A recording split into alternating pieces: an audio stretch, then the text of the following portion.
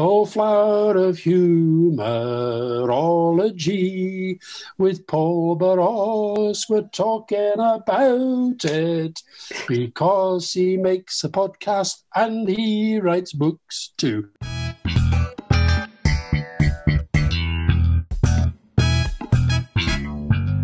Welcome to the Humourology Podcast with me, Paul Barros, and my glittering lineup of guests from the worlds of business, sport and entertainment, who are going to share their wisdom and their use of humour with you. Humourology is the study of how humour can dramatically improve your business and your life.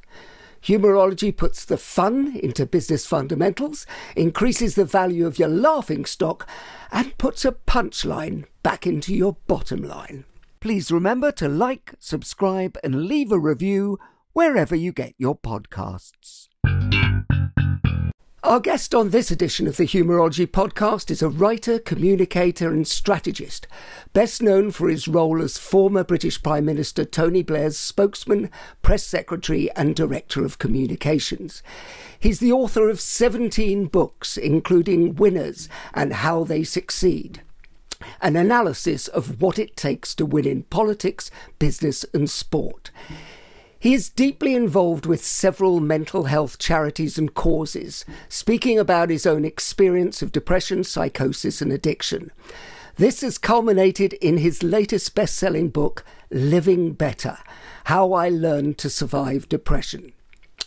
Due in no small part to his droll sense of humour, he is also a sought-after speaker at events around the world, specialising in strategic communication, leadership, team building and crisis management. However, he'd probably give up all of his astonishing achievements to play for his beloved Burnley FC.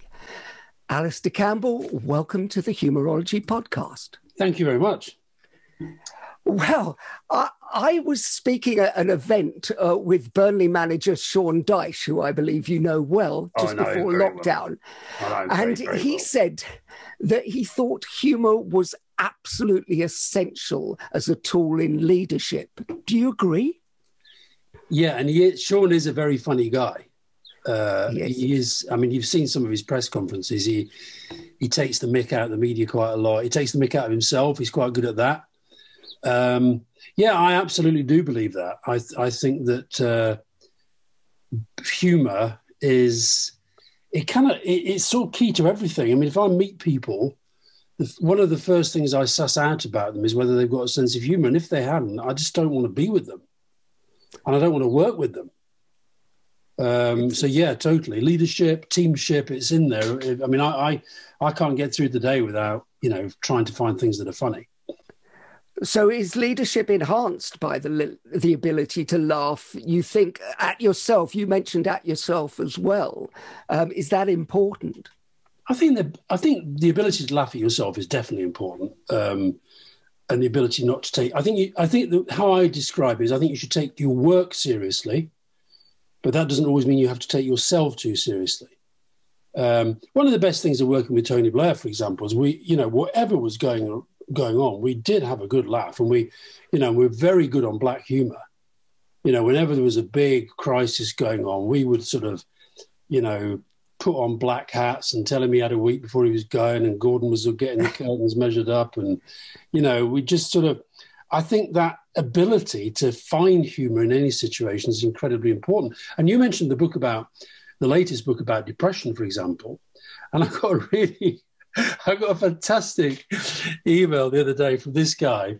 And the book, it's all about depression. There's quite a lot about suicidal ideation. There's a lot about taking medication. There's a lot about psychosis and all the stuff that I know. And, so it's a pretty downbeat, you might think. But I got this wonderful email from a guy who said he'd read the book. And he said, is it okay to say that I laughed out loud at your description of your breakdown? And I said, of course it is, because looking back at it now, there are elements of it, the paranoia that I was enduring at the time. So, for example, I thought that when Des Lynam was reading from the teleprinter on Grandstand, I thought he was feeding me secret anagrams that if I could work them out, I'd be allowed out of the hospital. Now, that is, when that's happening to you, that is really scary. And when people are around you, nurses and family, and you're saying, oh my God, Sten has me or two, he's 5-0. I can't crack that one. But I can talk about it now and I can laugh about it. So, yeah, I think you've got to try and find humour in everything. Well, we were doing an interview with Dr. Richard Bandler, who said humour is a tool to unlock the mind and change reality. Did it help you change your reality? No, I don't think it does. I don't think it's about changing reality. I think it is reality. I think finding things that are funny and seeing the funny side of things, even when they're serious. I was watching the TV series last night, Your Honour, and there's a bit where this boy has lost his entire family. They've been wiped out in a kind of horrible attack.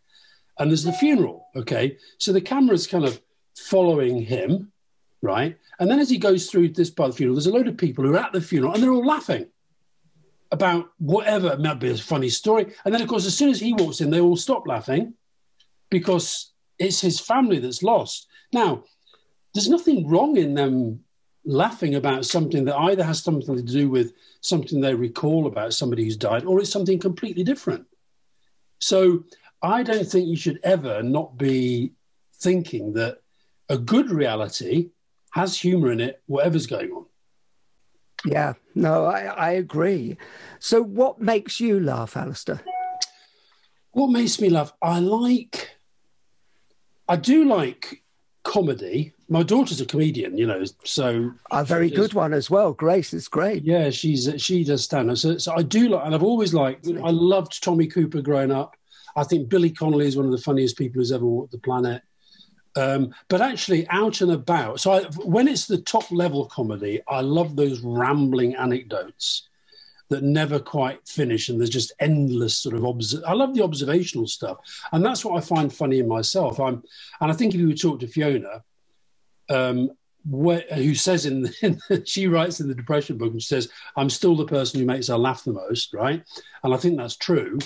And the stuff that I make her laugh about tends to be observational about stuff that we're seeing, and I spot things that maybe she doesn't see, and I just make her laugh. And so I like observational stuff, Well, earlier on you were talking about, you can look back and laugh at when you had your paranoia. So does that mean that comedy really is tragedy plus time? It can be, definitely. It can be. You hear people telling funny stories about, stuff that happened in wartime, or, people emerging from poverty. We tell funny stories about everything, and I think it's a way of maybe dealing with them. Funny enough, we've got all this royal stuff going on at the moment, and I can think back to, say, around the time that Princess Diana died. Well, it was horrific in lots of different ways, but when you have misunderstandings, at the moment, in the time, they can be, oh my God. But actually, when you're sort of a quarter of a century later, you can tell stories about it, and it's okay to make it funny. So I think tragicomedy is an interesting concept, but I think the dividing line sometimes is very, very narrow. And the other thing to say is what some people, you just take something like slapstick. Why do we laugh at people slipping off a pavement on a banana? Why do we find that? Why do people laugh at that when actually they might be dropping dead of a heart attack, right? But there's something about seeing that sort of, I guess, mild, gentle pain that we sort of go, that's funny. I have this thing about every time I'm driving, if I see a car where the people are on the hard shoulder, they've got the mechanic out, whatever. And, I just have this sort of sense of, God, thank God that's not me. But then I allow myself to sort of play with ideas as to what their story is and how it might be comic. And so I just think you've got to look around for laughter because, I mean, let's be honest, the world at the moment is so shit in so many ways. You've got to find it. You've got to try and find it funny. Well, it's an antidote, isn't it, really, to the fact of that how horrific things are.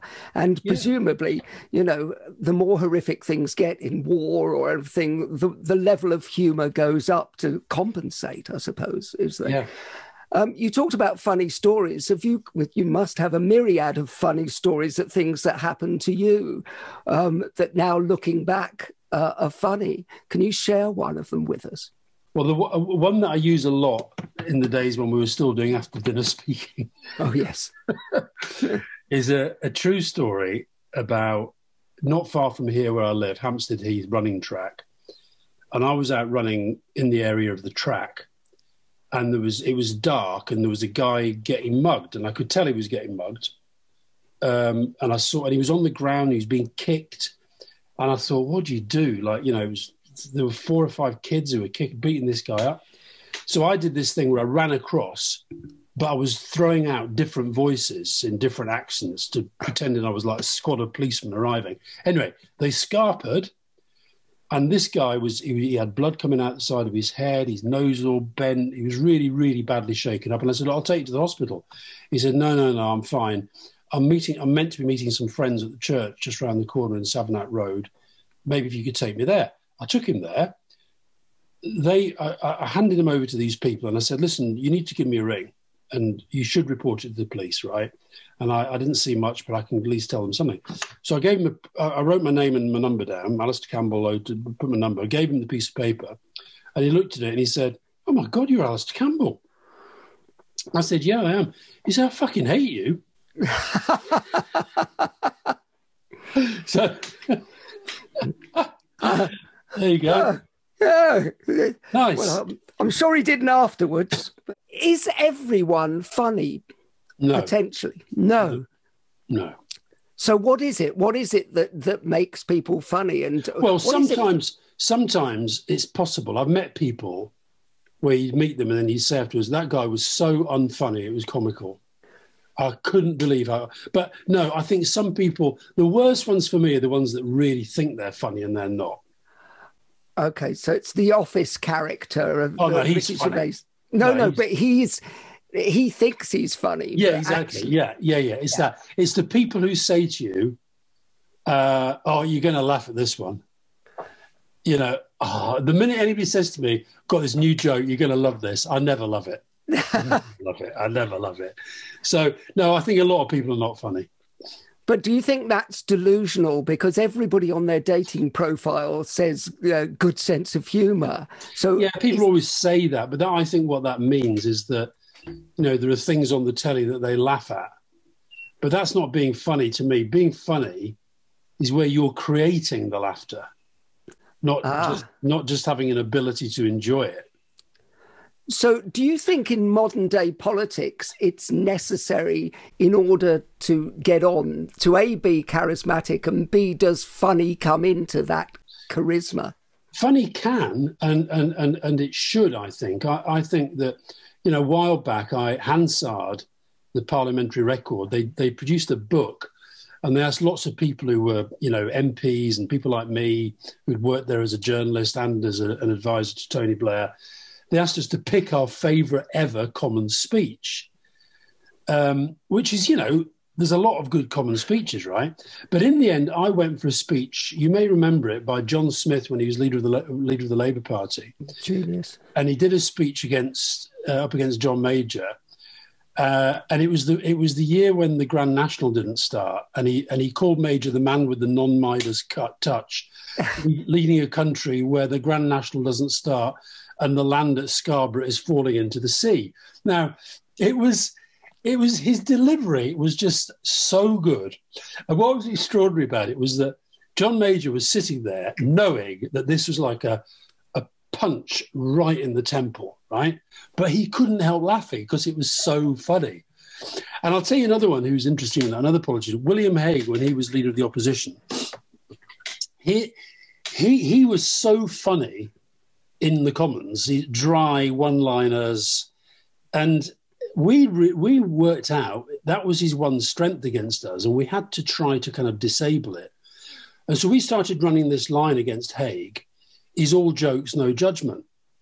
And I think we did effectively make him worry about being funny all the time. And we disabled, I think we disabled his strength. He was very, very funny in the, my favourite ever moment in one of our less successful initiatives as a new Labour government was we did the thing about I don't even remember, we did a thing called the annual report. And we had these press conferences in the garden. We got all the generals in and the civil servants, and Tony Blair sort of pontificated about what an amazing year we'd had. And then he went to Parliament and he did a statement.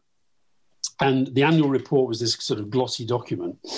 And Peter Brook was by then on the Tory backbenches, and he stood up to ask Tony a question, and he said, can the Prime Minister explain the significance within the document of the photograph on page 32? And of course, Tony had no clue, so everybody had to kind of...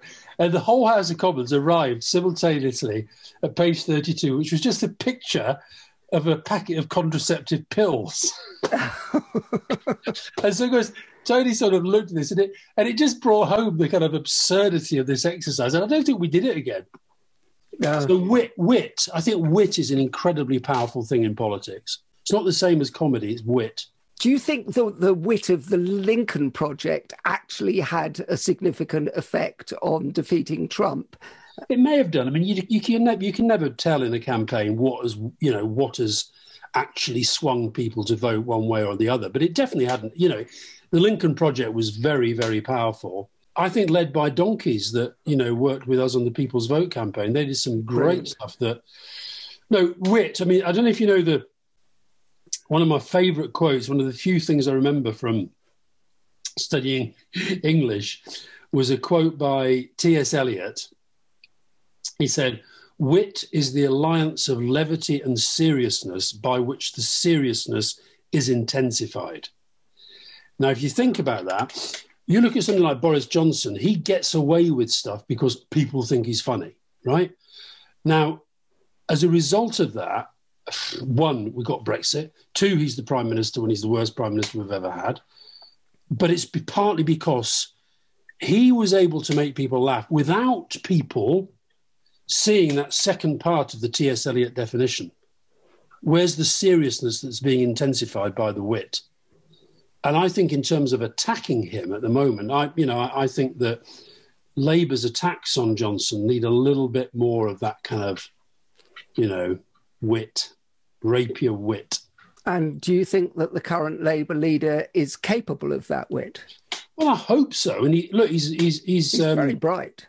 He's incredibly bright. I think the Commons at the moment is just a strange place because you can't, when John Smith was making that speech, when Peter Brook was, having that little jibe at Tony about the contraceptive pills, the place was packed. Mm. It's like when Grace is doing her stand-up, if you've got a full house, I know this from doing on the speaking circuit, if you're speaking to 500 people packed into a room, the atmosphere is better already. You can be funnier. You know that if people laugh, you're going to hear it. Whereas in a House of Commons with 8 people in there, even if you're funny, it's hard to land it.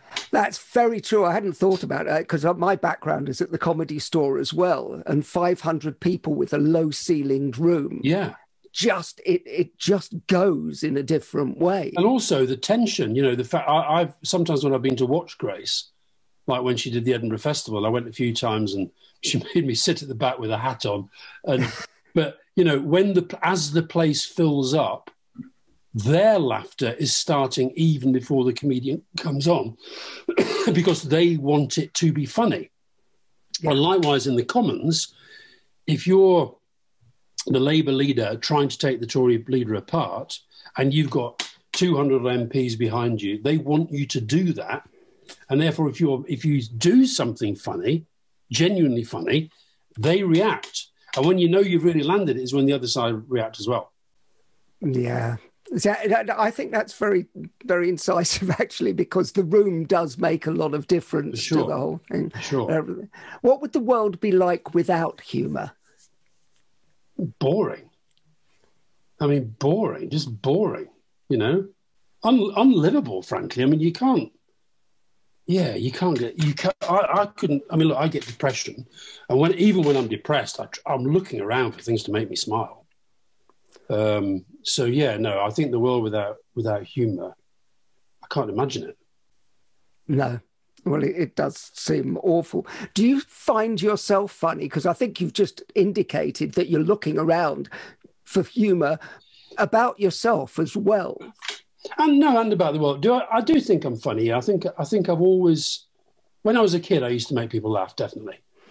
And funny enough, I mean, I see a lot. I do see a lot of myself in Grace in terms of some of the. I'm not. I don't know if you know this. I once was doing an after-dinner speech, and there was a guy there who was a TV producer, and he had this idea. He said, "Listen, I didn't realise you were so funny, right? I didn't realise you could tell these anecdotes in such a way. Why don't we make a documentary about you learning how to do stand-up, right?" And I thought, stand-up's bloody hard. I mean, the good stand-ups is really hard. So I know Eddie Izzard quite well, and I went to see him and said, what do you think? And he said, well, he said, if somebody said to you, let's make a film about you being a professional footballer, would you go and talk to Wayne Rooney and say, hey, Wayne, I want to be a professional footballer? You've got to be it. And there's something in that. So I know what I can do well. I can make observations. I can be sharp. I can tell funny stories as long as I know before I'm telling them how I'm telling them. But what I couldn't do is that stuff that the stand-ups do where they're just kind of rolling. I can roll with it a bit. But I think what I also can do is I can find humour pretty much everywhere. But yeah, I think generally I'm quite good at making people laugh. Well, that's what I think. I have a theory, and you're a great speaker, and I have a theory that the difference between a good speaker and a great speaker is humour, is wit, and the ability to pick up on the audience and play, essentially. Do you think that's true? Because we've been at a lot of conferences. Well, you'll get people who are intense and they've got a very good thing, but there's no humour at the base. No, and that can work for some people. So, for example, you talked about in politics, do you need charisma and do you need to be funny? I would say one of the great modern politicians is Angela Merkel. But she's not, she does have a good sense of humour, but she's not somebody who wants to display it and put it out there. She wants to display very occasionally that she has a nice smile and she has a nice manner, but she's not somebody who wants to make people laugh. Bill Clinton, I think, quite enjoyed making people laugh. Tony and Gordon, honestly, read my diaries, one of the worst parts of every conference season was come the sort of weekend, haven't got any jokes, I've got to have some jokes, and I was always that, the guy, even though I was doing all the serious stuff as well, it was like, find me some jokes. And we got into trouble the papers found out that we were actually talking to Roy Hudd. Great gag writer. Listen, and he gave us some absolute belters, most of which Tony wouldn't use, but John Prescott did. There's an exclusive. So do people laugh enough in the workplace, you think, Alastair? You've been in some very serious workplaces. Do you think there's enough? Or is it encouraged enough? I think you've got to get the balance right. I mean, I think work is, people's work is important to them, but I think they're going to work better if they think that at least they can have a laugh. Now, I don't think you don't want a situation where you go into work and it's like walking to a pub, where there's lots of noise and there's lots of laughter. But I think people feeling that they can have fun at work and tell stories that are funny. And, so for example, you mentioned some of my work environments, say like in Number 10, I had a big office in the corner and I walked out onto this kind of open plan, quite a lot of people in there, quite a lot of TVs on the wall watching the TV.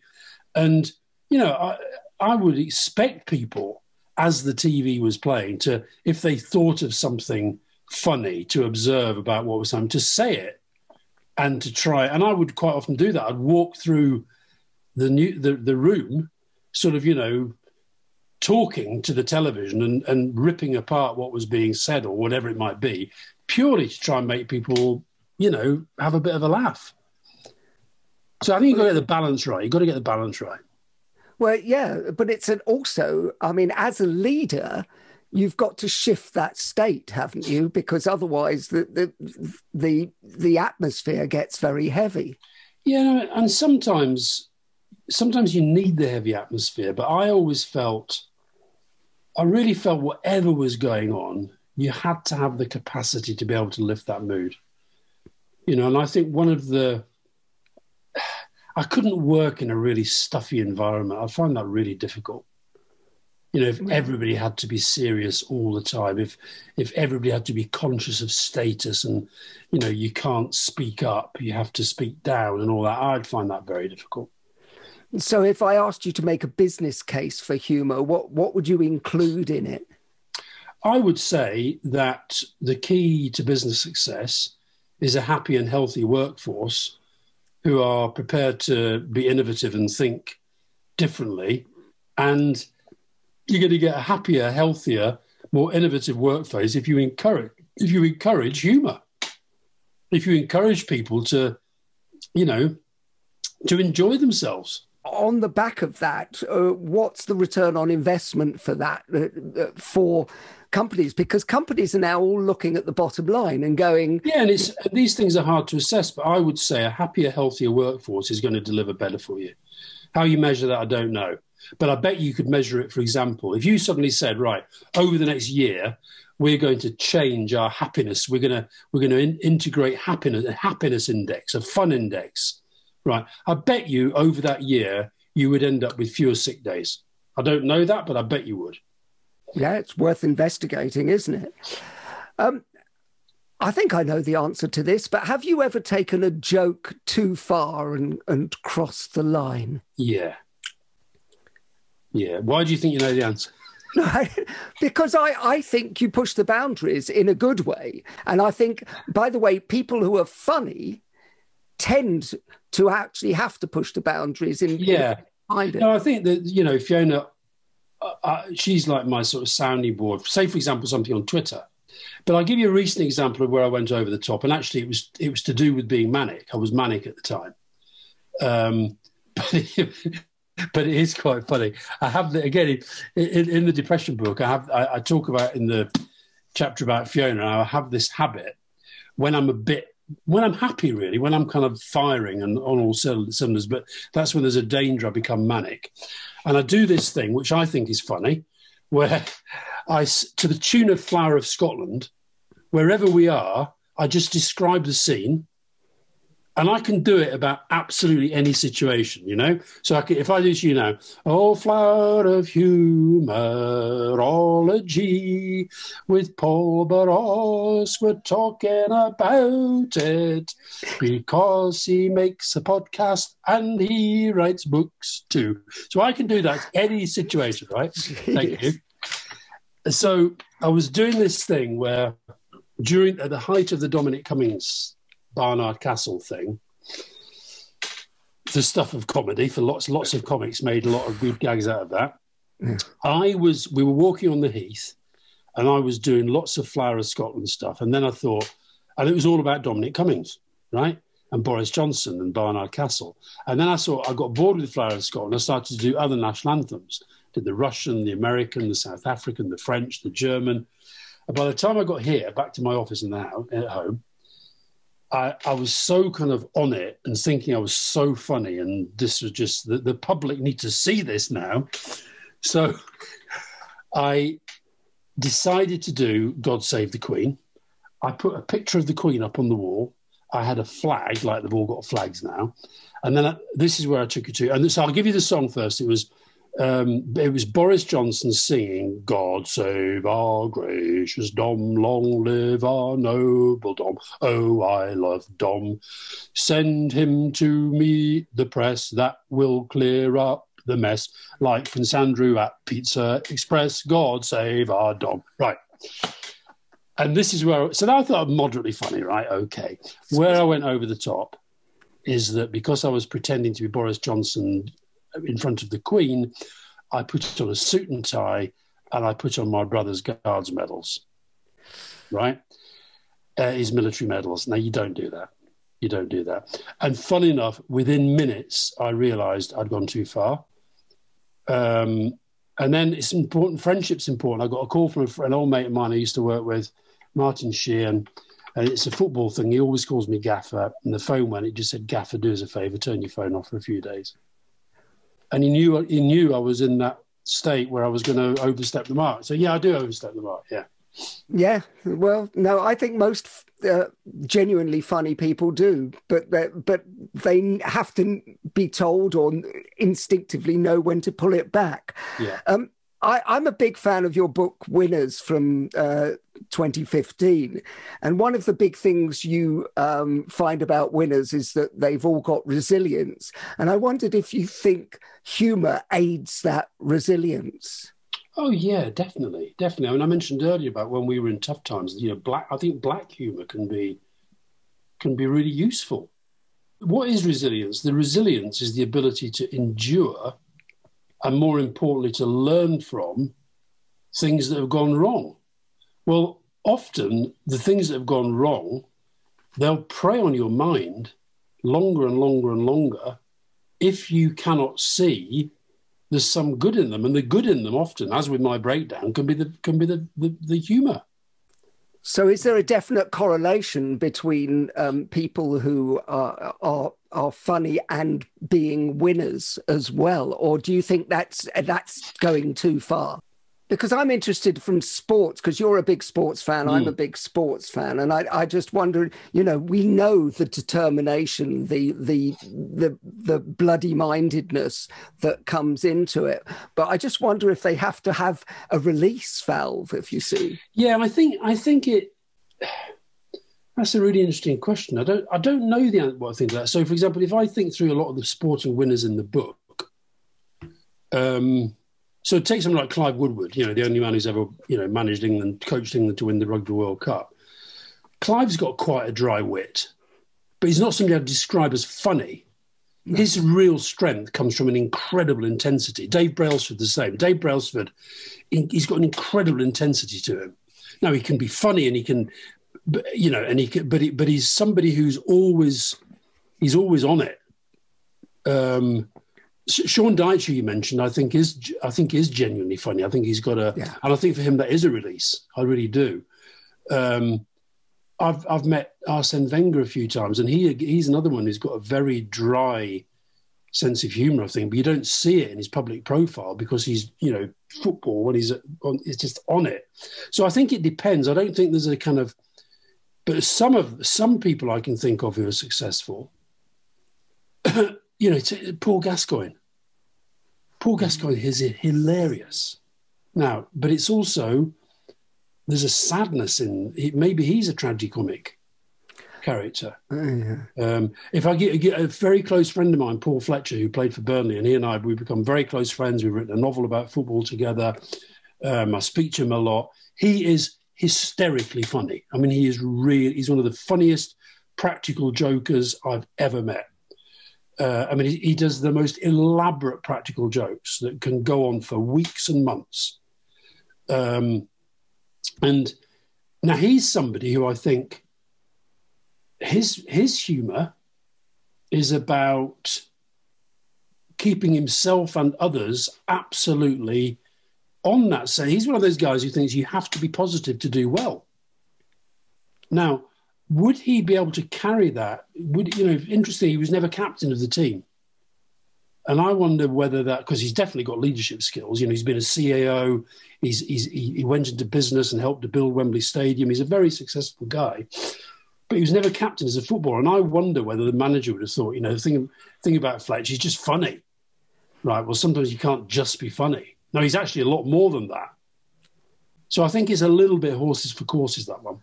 So, and it's also perception, isn't it? That if you're perceived to be an inverted commas joker, you are given less credibility, perhaps. Yeah, I think that's right. Yeah. Yeah, it's an odd one, that little thing. But in the book, so you don't think there's a correlation between winning and humour? You at least having a sense of humour. Put it this way, I can think of people that I would define as amazing winners who I don't think would be very funny, and I don't think would put it high up their list of attributes. I can think of others where they are both winners, and part of their winning is, this ability to use humour. In business, do you think it's survival of the fittest or survival of the funniest? I think if I was only allowed one, I think you'd have to go with the fittest. But I think the real winners are going to have a bit of both. I think you have to. You have to. I think if you don't, you're going to struggle. I think also, I think if I look at... I've just been reading the book about Robert Maxwell, the new book about Robert Maxwell. Now, given the guy nicked my pension... I shouldn't find anything funny in it, but there are actually moments in the book that are hysterically funny. Partly because Maxwell couldn't see at times how ridiculous he was. So he sort of had a sense of humour, but it was like Trump's sense of humour. It was all about, it was this inverted narcissism playing in on himself. Now, if you're looking at that from the outside, there's something comical about it. Now, Trump became a very dangerous figure, but a bit like Johnson, I can remember when I first started to worry Trump might win was actually when one of my boys, Callum, kept telling me he was watching all of these rallies and videos and interviews that Trump says, God, this guy's hysterically funny. Now, of course, it was a mix of him saying over-the-top funny things, but also of the viewer thinking, this guy's just different. Funny is different. We get humour out of saying that is not what we expect. Do you think Trump was a cartoon funny in that sense of people were drawn in by that whole cartoonish atmosphere? Because he's not funny. He can't deliver a funny line. No, unlike Obama, who, delivered some very funny lines at Trump's expense, which is probably why Trump ran for president. Obama's delivery as a comic is... terrific for a politician. Oh, I mean, the best I've seen. But that's partly, I think, because of the voice. He's just got such a fantastic speaking voice. Trump's got a whiny voice. Yeah, that's true. But I think Obama's got music in his voice. Well, I was just about to say that, but you said music, and I was just about saying he has brilliant rhythm. Yeah. And what he does is he does that comedian's trick of actually the face takes the gag in as well. And I'll tell you the other thing he does. And this is what the Billy Connolly, Michael McIntyre types do, where they're rolling. He signals that the joke is coming. Yeah. He signals that it's coming, and then he sort of takes you in stages towards it. And whereas Trump is just a kind of whining narcissist, but there's something, were it not so dangerous, there is something comical. And sometimes, I find with, no, it won't be any surprise to know I can't stand Johnson. But, when you see him coming out looking like Wurzel Gummidge, sometimes all you can do is sort of go, you just have to laugh at him. Otherwise, what do you do? So, I think it's... Trump. I think Biden's got he's got a nice touch to him sometimes. I think sometimes it's about humanity. I think it's when humanity comes through. Well, and a lightness. And actually, the whole Humourology project is about bringing lightness into events as well. Yeah. We've reached the part of the show called Quick Fire Questions. Go on then. Let's go. Quick Fire Questions. Who is the funniest business person you've met?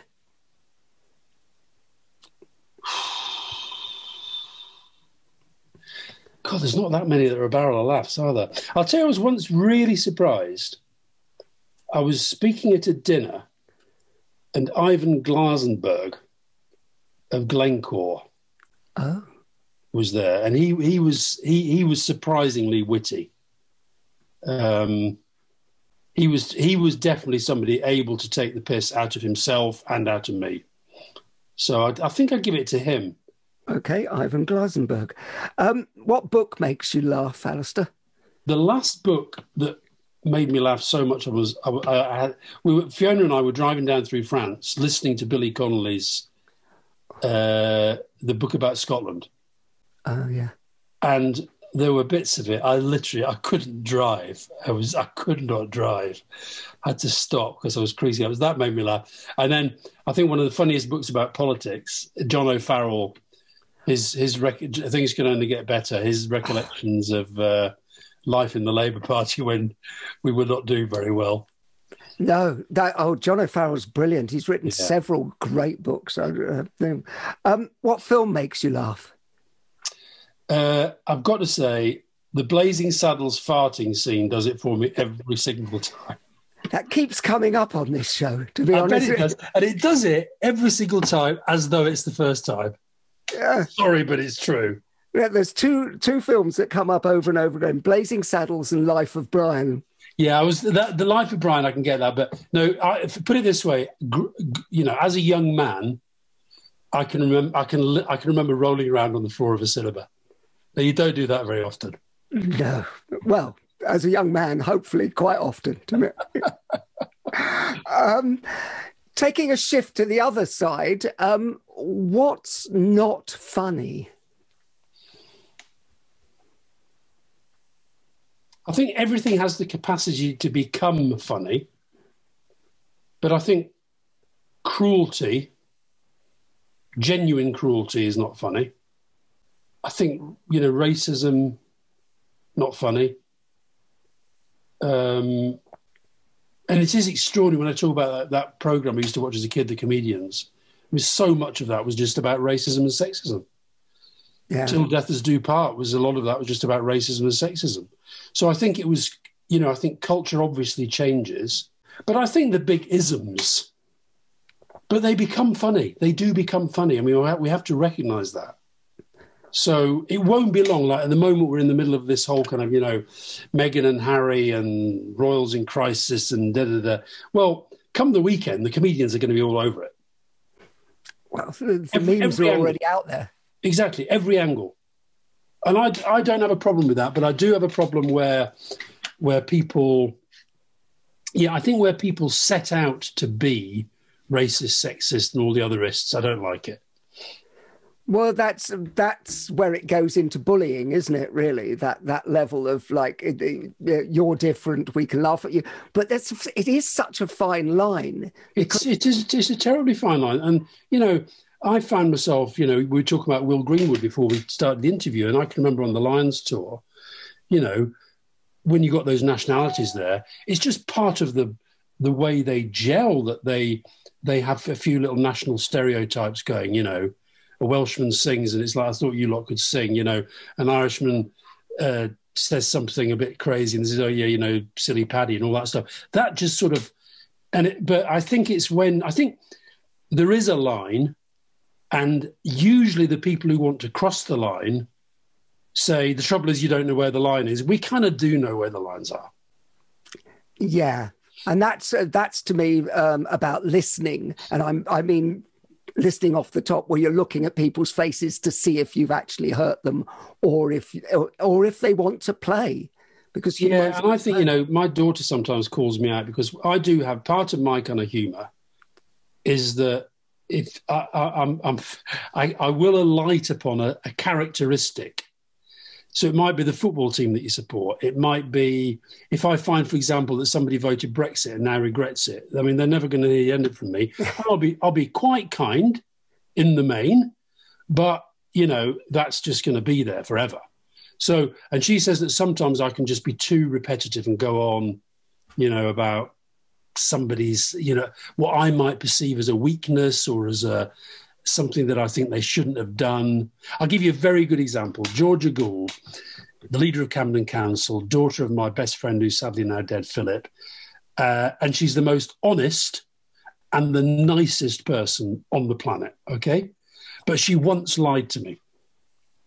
And the reason she lied to me was that she and her sister and my sons were organising a drinking competition. So I saw her with a shopping bag and it had a bottle of vodka in it, or 2 bottles of vodka, and she told me it was something else, right? And I've never, ever, ever, ever let her forget about it. Now, the reason why I know that's not going over the top is because it's the one time probably in her life when she said something that wasn't true. because she's so honest.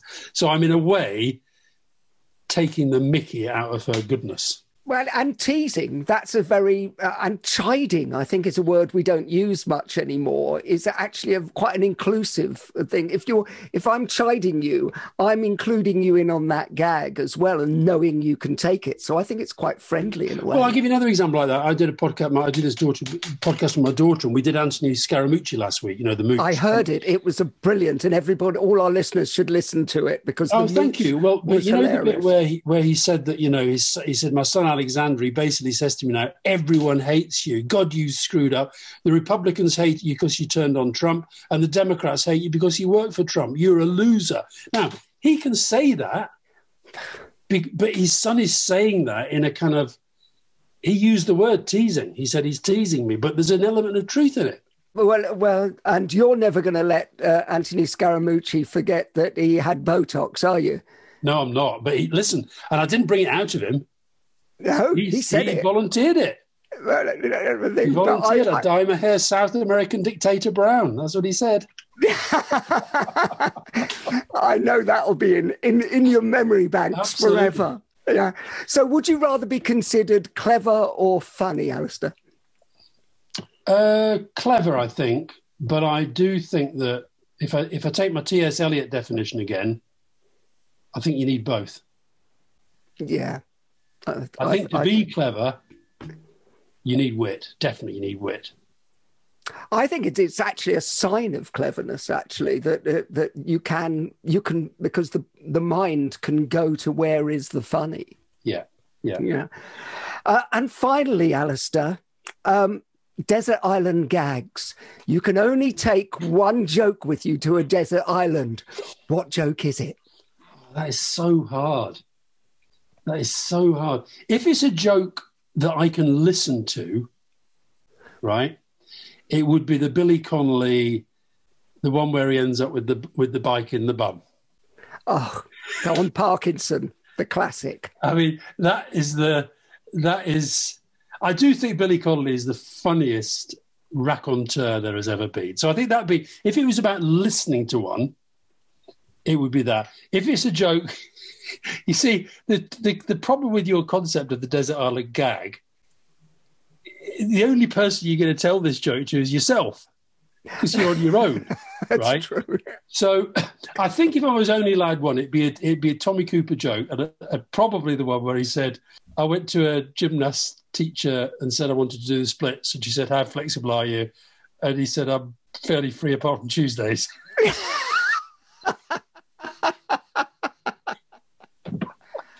I love it. I absolutely love it. Alastair Campbell, you've been funny and flexible. Thank you so much for being our guest today. I enjoyed it.